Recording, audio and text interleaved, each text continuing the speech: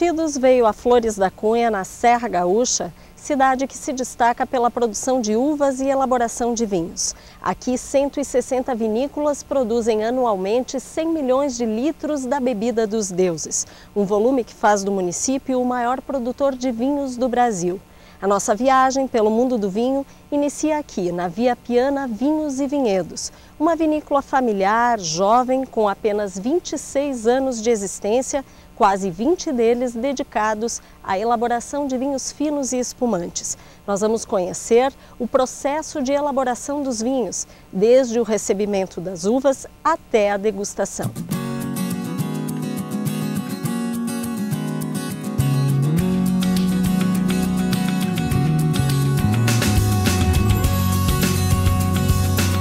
Há praticamente um mês, a vinícola Via Piana encerrou a colheita da uva, que sempre acontece entre os meses de janeiro a março. Aqui nesse setor é onde a uva chega, é pesada, selecionada, é separado os grãos do cachinho, do cabinho da uva, para depois iniciar o processo de fermentação. Mas quem vai nos explicar um pouco mais sobre essa etapa inicial do processo de elaboração de vinhos é o enólogo da Via Piana, Elton Via Piana. Elton, conta para nós qual o tratamento que vocês dão a partir do momento que a uva chega na vinícola. Bom, logo após a chegada da uva da vinícola, então necessariamente ela é pesada por uma questão de comércio, né? É comprovado o teor, o grau básico, que a gente chama teor de açúcar das uvas, né? Essa uva chegando aqui com sanidade, com uma graduação alcoólica boa, ela entra no processo de elaboração do vinho em si. De elaboração. Nesse caso, então, é feito o desengace, né? Desengace da uva. O desengace é só a retirada do engaço, o nome técnico é engaço, okay, né? Que é o cabinho, né? O cacho da uva. Separação do engaço do grão. Então, seguidamente, é feita a prensagem e separação das partes sólidas. E aí já vem para esses tanques que tem essas cintas. Exatamente, daí vem para esses tanques, onde se inicia, então é feito antes da fermentação, uma limpeza do mosto para tirar impurezas, onde que o mosto ele vai seguir uma fermentação com leveduras selecionadas, praticamente limpo. E daqui, depois desse processo de fermentação, o vinho segue para outros tanques de aço inox. Aí eles vão seguir para outros tanques de aço inox. É feita a segunda fermentação, que quando é desejada, que é a fermentação marolática, né? Onde nós teremos consideravelmente uma diminuição da acidez dos vinhos, né? Alguns vinhos, no caso dos tintos, a gente adota sempre, a parte quase regra, que ela é benéfico para o vinho passar por essa fermentação marolática. E Elton, quantos quilos de uva vocês processaram este ano, na safra 2012? Foram 900 mil quilos de uva. Isso vai originar quantos litros? Imaginamos que cada quilo e 300, 1 quilo e 400, depende das variedades, nós temos 1 litro de vinho.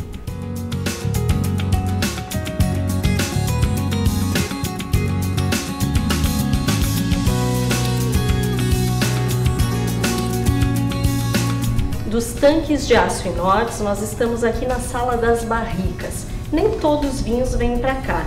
Nessa barrica de carvalho, Elton, qual tipo de vinho está em processo de envelhecimento? Nesse caso específico, nós estamos na frente de um vinho Marcelin, da safra 2011, que após todo o processo de elaboração, ele vem para cá para um estágio em barris de carvalho. Esse estágio é determinado em função da característica do vinho. Também aqui nesse estágio são feitas degustações, né? Acompanhando o processo de evolução do vinho. Quanto tempo faz que ele está aqui? Nesse caso de vinho tinto do Marcelin fazem 7 meses já.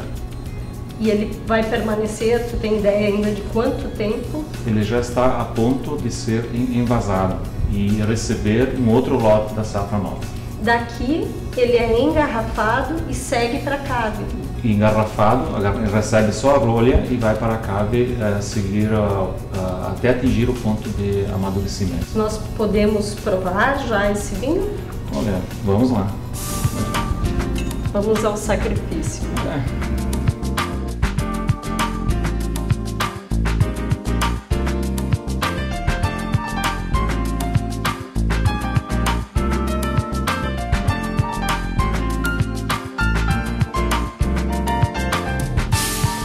Este é um Marcelin da safra 2011. 2011.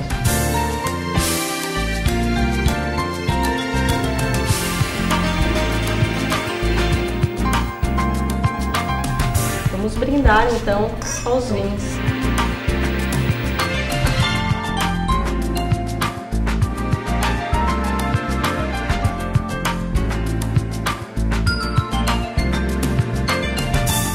Agora nós estamos nas caves da Via Piana, que é a última etapa que os vinhos passam antes de ir para o mercado. Elton, qual a capacidade dessas caves e que tipo de vinho vem para cá? É todo vinho? Não, aqui realmente são vinhos que particularmente eles passam por barris de carvalho antes, e aqui é a etapa final de afinamento, onde termina a polimerização dos taninos. Quanto fica um vinho nessa cave, por exemplo? Esses aqui estão há quanto tempo aqui? Esse Cabernet Sauvignon já deve fazer uns 6 meses que está aqui, 6 a 7 meses. Na verdade, eles ficam aqui, depois de prontos, eles ficam aqui, onde a gente pega lotes, já que nós temos condições favoráveis aqui de temperatura e umidade, então a gente pega lotes pequenos, vai para a roupagem, que a gente chama, né, etiquetagem, né, que deixa pronto então para ir para o mercado. É correto dizer que enquanto eles estão aqui, eles estão em processo de amadurecimento? Evolução. Evolução. Ele só é rotulado quando estiver na hora de ir para o mercado. Exatamente.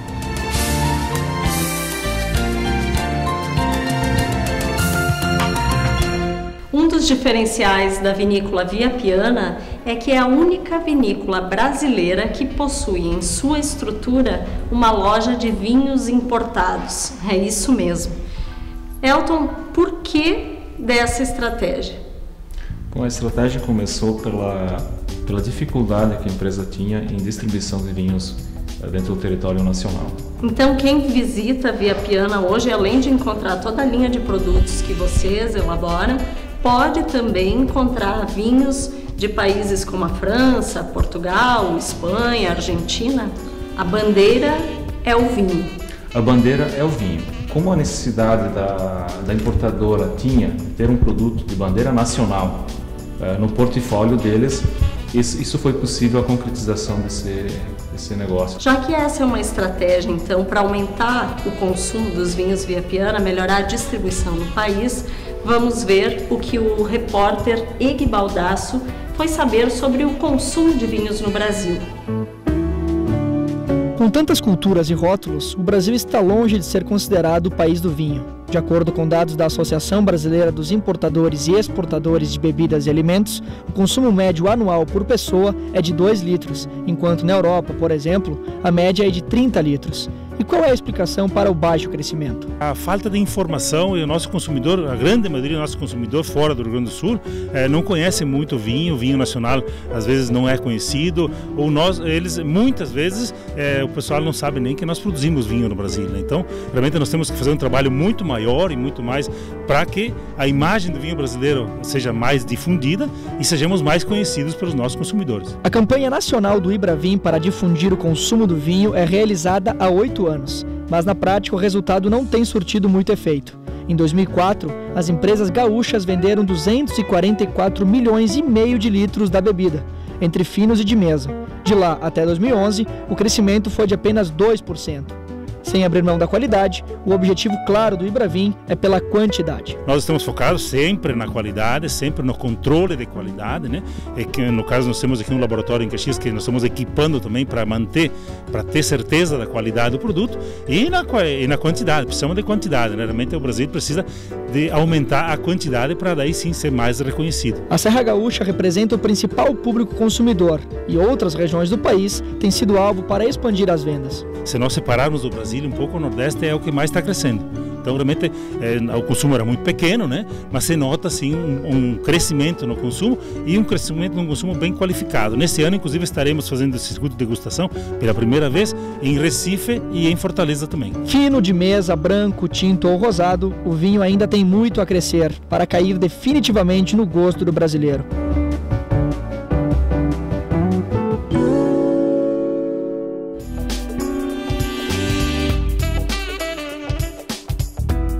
Depois deste roteiro na Via Piana, nada melhor do que degustar um vinho aqui no Wine Bar da Vinícola.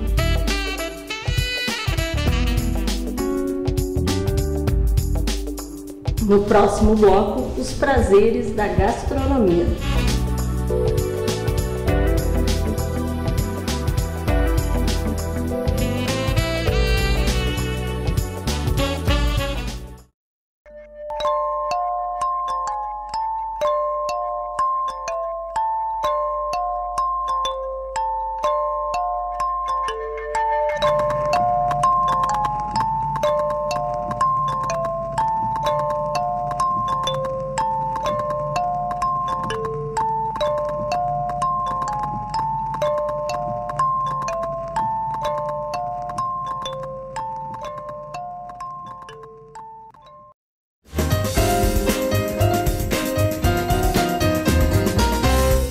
Inicia agora a nossa viagem pelos prazeres da boa gastronomia.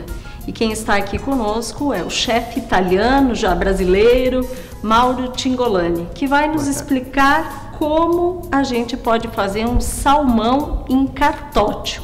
É contigo, Mauro. Boa tarde a todos. Obrigado, Luciana. Bem, o salmão em cartócio, como outros peixes, normalmente na Itália se usa um peixe que se chama spigola, que é parecido com robalo, com anchova. É um peixe que é embrulhado em um papel, colocado no forno com vários aromas e cozido com os próprios aromas. Vai criar um suculente prato que todos adoram. Isso pode ser feito também com outros ingredientes, além do que nós vamos apresentar hoje. Então aqui tem cogumelos, de vários tipos, aqui em particular o Paris. Qual a quantidade que esse aproximadamente? Aproximadamente nós vamos, se a gente considera 150 gramas de peixe por pessoas, nós vamos colocar de cogumelos 30 gramas de cogumelo. Tu estás usando 3 tipos de cogumelos. O primeiro que nós cortamos é um Paris, o mais comum. E nós temos então o shiitake, que é um cogumelo muito conhecido, entrou na moda da gastronomia. E aqui por último um portobello, ou se pode usar shimeji, castanho, enfim, entre outros. Cogumelo cortado, nós vamos pegar e junto aos legumes saltear numa panela ou numa frigideira, que nós vamos especialmente untar com um pouquinho de azeite de oliva. O bom é aquecer antes, é deixar o fogo Isso ligado. Permite que os alimentos não grudem na panela, na frigideira. Então, um pouquinho, sem queimar muito. Depois a gente modera um pouco o fogo, o calor. E nós vamos colocar pequenas quantidades de azeite de oliva e o nosso cenoura. Podemos começar pela cebola ou pela cenoura. A gente vai deixar ele crocante, vamos deixar só um pouquinho tomar gosto. Coloquei um pouquinho de sal, se vocês quiserem, moendo na hora um pouco de pimenta, pouco, leve, O sal, sempre um sal fino ou grosso, mas marino. Cebola, nesse caso também, deixando murchar, sem dourar muito, mas cozinhando um pouquinho, que a gente precisa deixar ela crocante, mas cozida, para perder um pouquinho daquele amargor que tem. E enquanto a gente cozinha a cebola, nós temos algumas ervas aromáticas aqui. Então as ervas aromáticas servem também para aromatizar esses legumes, esses cogumelos que nós temos. A salsa. A salsa, a cebolete. Cebolinha. Eu chamo de cebolinha. Pode ser. É que a cebolinha muitas vezes a gente confunde com aquela maior branca que se vende com a salsa e o cheiro. O tomilho. A manjerona. Que legume é esse? Esse é um aipo, o salsão, muitos chamam. Imaginem o resultado, que vai ser esse salmão em cartócio. Então vocês podem perceber, os legumes, os ingredientes são salteados rapidamente, somente para deixar tomar o gosto, o sabor. Então vamos continuar agora terminando com, como tu falou, esses aromas vão deixar também mais aromáticos os mesmos cogumelos. E os mesmos cogumelos partindo pelo shiitake, sempre com a frigideira bem quente. Aqui também, nesse caso, um cozimento rápido, né? Vamos deixar só absorver o sal. Fogo baixo. E o azeite de oliva. Agora, nesse caso, a panela está bem quente, então eu baixei um pouquinho o fogo. Olha só aqui, que maravilha. Dá água na boca. E quem gosta de alho, né, se vocês quiserem, podem colocar também um pouquinho de alho. No caso de ervas aromáticas, se colocam inteiras, né, se vocês quiserem. Sem cortar, sem cortar. Picar. Então sempre deixando o cogumelo, eu digo, como se fosse um filé, uma carne suculenta dentro, né, para depois quando a gente come sentir uma certa textura. Nesse caso nós vamos fazer uma degustação para depois se harmonizar com os vinhos. Vamos cortar três postas. E sem pele, sem espinhas, então se tem alguma foram tiradas, se tem alguma espinha vocês vão precisar retirar, né? E nós vamos colocar então esse salmão, um pouco de sal, vamos temperar. O último ingrediente que precisa preparar depois do salmão e laranja. O que nós vamos fazer? Vamos retirar os gomos. Então esse se chama de supremo de laranja. Terminados todos esses preparos, que, repito, tem uma composição, vocês podem dizer, mas eu não gosto muito de laranja. Pronto, vamos substituir, vamos escolher a nossa, com um pouquinho dos legumes na base. No papel, né? Pode ser, se vocês não têm um papel manteiga, porque não gostam ou por outros motivos, aí vocês podem também fazer com um papel alumínio, né? Ele tem até mais resistência. Então vamos colocar o peixe. A gente fez uma cama com os legumes para deixar mais resistente. Uma caminha, né? Sim. O cogumelo, né? Escolhendo entre os vários que a gente usou para terminar e quebrar um pouquinho o nosso equilíbrio. Laranja. Vamos regar com um pouco de azeite, um pouco de vinho. Então, é vinho branco seco. Pouco, porque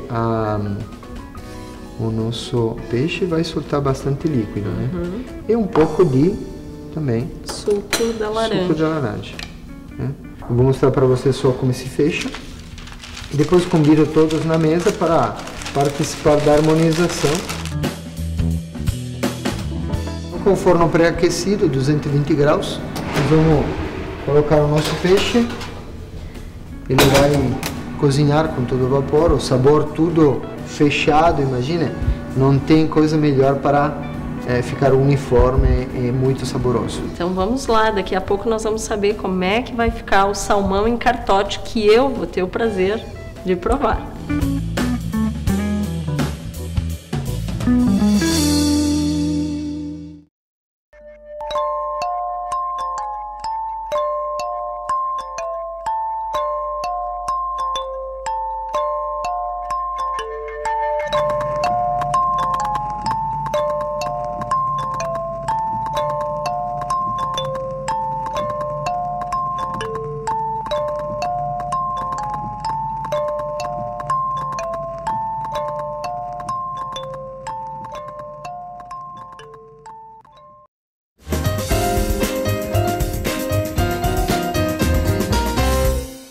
Estamos aqui com o sommelier internacional italiano Roberto Rabachino, nosso tradutor, mas que também é enólogo, Edgar Escorteganha, enólogo aqui da vinícola Argenta de Flores da Cunha.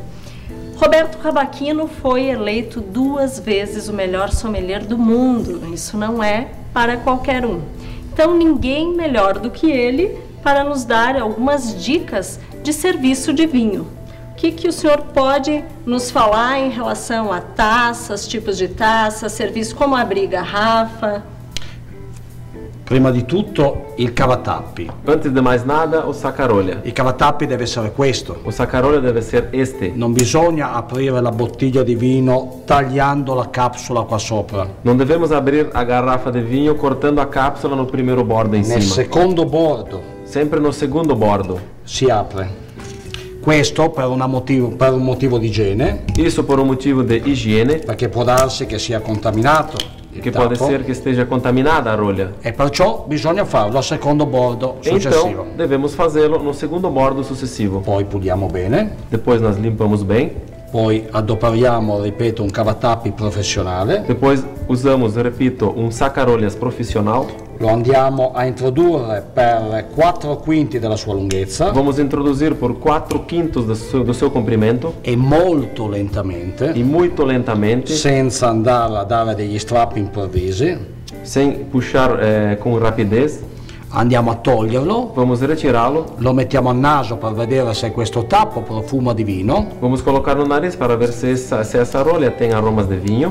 se sa di muffa vuol dire che il vino ha dei problemi Se tem cheiros de mofo, quer dizer que o vinho tem alguns problemas. e di nuovo E di nuovo. puliamo la bottiglia. Vamos limpar a garrafa. Il bicchiere è importante per quanto riguarda il servizio del vino. A taça é importante referente ao serviço do vinho. Qui abbiamo una bottiglia di vino importante, strutturato. Aqui nós temos uma garrafa de vinho importante, estruturado. Più è strutturato il vino e più deve essere grande il bicchiere. Mais estruturado é o vinho e maior deve ser a Maior a taça. taça.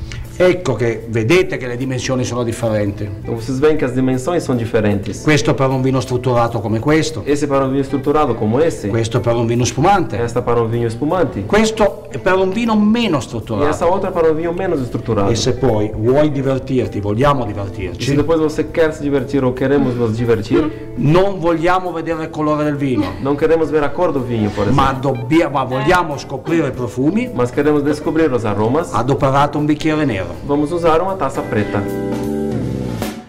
Adesso vi faccio anche vedere come si versa il vino. Agora eu vou mostrar também como se serve o vinho. Vietato prendere il vino in mano per versarlo. Proibido pegar a taça na mão para servi-lo. Il bicchiere sta appoggiato A alla taça tavola fica apoiada na mesa. e siamo noi che prendiamo la bottiglia in questa E somos posizione. nós que pegamos a garrafa nessa posição. Mai toccare il collo della bottiglia col vetro, Nunca encostar o pescoço da garrafa com o vidro da taça, perché si può rompere il bicchiere porque se pode quebrar a taça. e qualche pezzettino di vetro può andare E dentro. algum pedaço de vidro pode entrar na A taça. questa distanza qua mettiamo il vino, Essa distância aqui colocamos o vinho. anche qua lo dobbiamo far andare delicatamente. Aqui também devemos colocá-lo delicadamente. Poi ci fermiamo, Depois paramos, diamo un colpo, damos um così la golpezinho, goccia non scende, assim a gota não cai. riposiamo la bottiglia E nós colocamos a garrafa de e volta. cosa facciamo? E o que fizemos? Lo offriamo a una bella signora. Oferecemos a uma bonita mulher. Esta taça também pode ser para vinho tinto ou não? Assolutamente sì. Absolutamente sim. Non ho parlato prima di colore del vino, Eu não falei antes da cor do vinho. ho parlato di struttura del vino. Eu falei estrutura do vinho.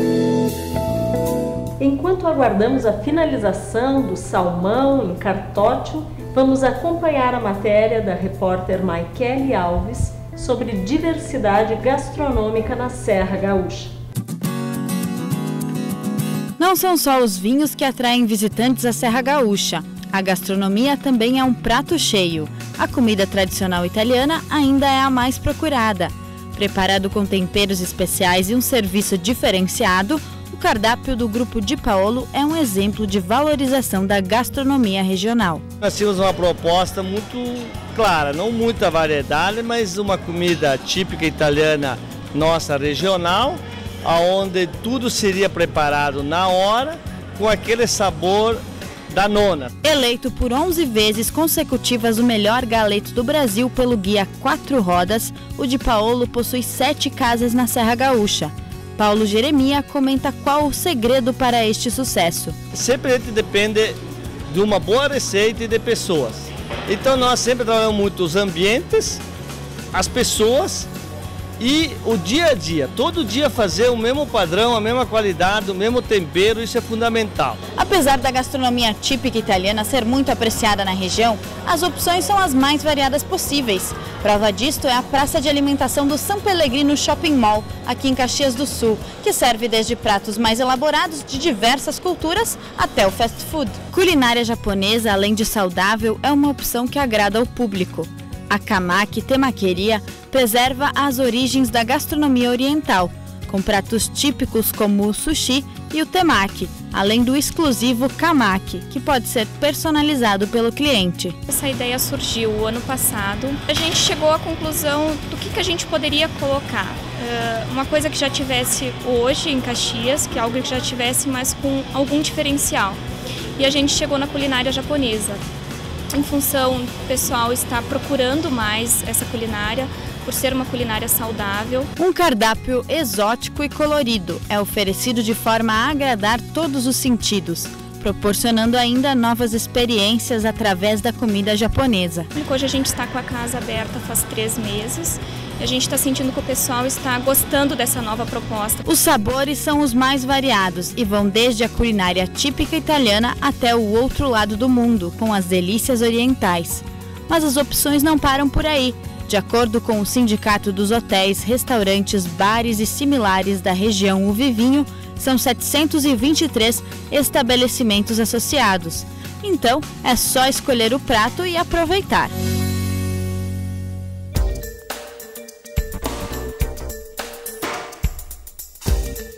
Antes de degustar, de saborear esse salmão em carpaccio, nós vamos ouvir o que o sommelier Roberto Rabachino tem a nos dizer sobre a harmonização que ele sugere para este prato feito pelo chefe Mauro Cingolani. Beh, prima di tutto cominciamo a dire qual è la tecnica. Antes de mais nada, vamos começar a falar sobre qual é a técnica. Allora, prima regola. Primeira regra. Mai mangiare e bere insieme. Nunca comer e beber ao mesmo tempo. Prima si mangia, primeiro se come e poi si degusta. E depois se degusta o vinho. Prima regola. Primeira regra. Perché se no si fa dei gran pasticci in bocca. Senão vai se misturar tudo na boca.